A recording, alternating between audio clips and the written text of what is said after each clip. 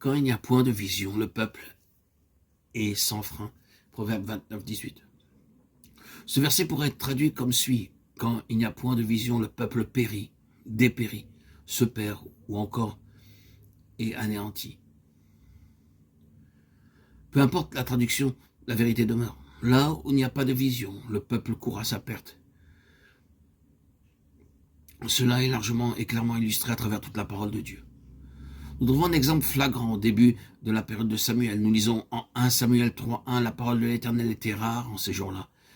La vision n'était pas répandue. À cette époque, il n'y avait pas de vision. C'était chose rare. Et nous savons la situation déplorable qui prévalait alors. Je suis personnellement persuadé que beaucoup parmi le peuple de Dieu pourraient aujourd'hui s'identifier à cet état de choses. Bien que nous n'utilisions pas les mêmes termes et ne les appliquions pas de la même façon dans notre situation présente, nous sommes néanmoins impliqués dans l'expérience qui est rappelée dans ce verset. Nous éprouvons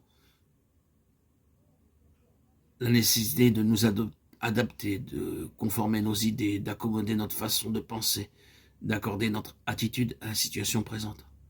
Beaucoup de possibilités auparavant envisageables semblent maintenant inaccessibles. Il y a une bonne part des choses qui doivent être mises de côté. Nous rencontrons des retenues et des limitations dans nos mouvements et activités spirituelles.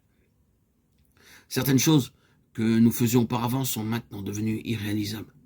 Beaucoup d'enfants de Dieu se posent la question, qu'est-ce qui sera encore possible et dans quelle situation allons-nous nous retrouver?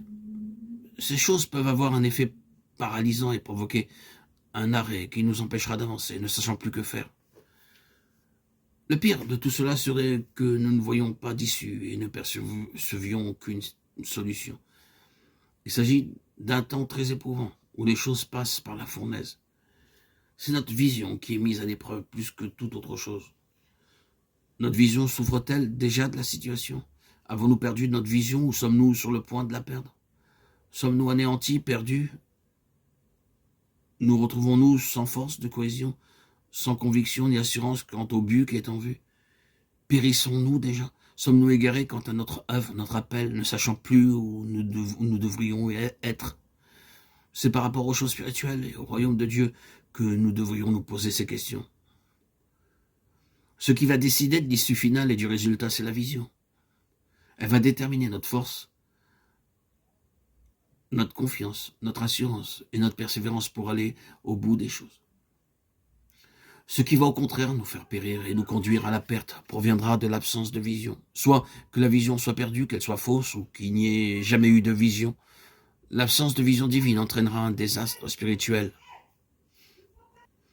En revanche, cette vision sera la base de la victoire dans toutes les situations et l'assurance du triomphe final.